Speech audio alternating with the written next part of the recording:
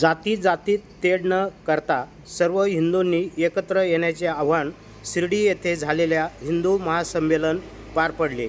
यावेळी भरत आमदारपुरे यांनी आपले मनोगत व्यक्त केले आहे।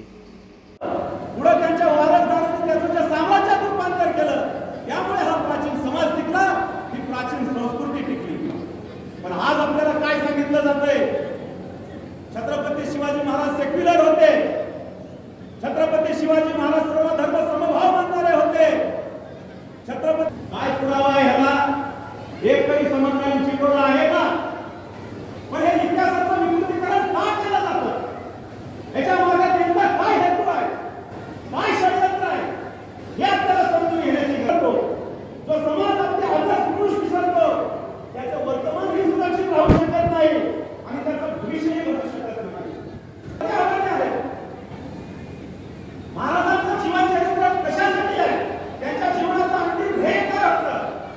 केवळ एक राज्य निर्माण करणं काय असेल तर या हिंदुस्थानातल्या इस्लामी सत्तेचा पाया उखडून फेकणे आणि या प्राचीन हिंदू समाज आणि संस्कृतीचं रक्षण आणि संवर्धन करणे हा समाजकारी प्रसंग आहे। महापराक्रमी असे प्रसंग आहेत। महाराजांनी खूप मोठं शौर्य गाजवलं, आपल्या खानाचा कोथळा काढला, शाहिस्ते खानाची सर्व सत्ताधीश असलेला औरंगजेब त्याच्याशी टक्कर कशासाठी घेतली शिवाजी महाराजांनी?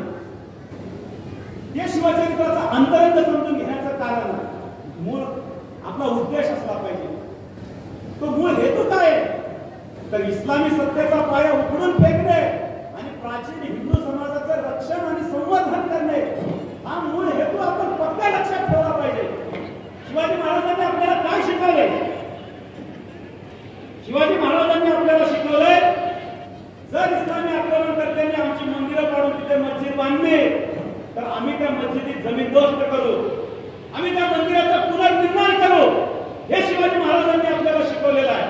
त्याच्यावर पुन्हा विष्णूचं मंदिर, भव्य मंदिर असं उभं दिलं। कल्याण डोंबिवली, कल्याण भिवंडी तो भाग ताब्यात घेतल्यानंतर शिवाजी महाराजांनी सगळ्या मस्जिदीचं गोदामात रूपांतर केलंय। त्यामुळे शिवाजी महाराजांवर स्वारी काढली, त्या स्वारीमध्ये 4 फादर हाताला लागले। शिवाजी महाराजांनी विचारलं, तुम्ही आमच्या समाजाचं धर्मांतरण करता, विचारतो हिंदू होणार का? त्या 4 फादरनी नकार दिला। तेव्हा शिवाजी महाराजांनी काय करायला पाहिजे होतं?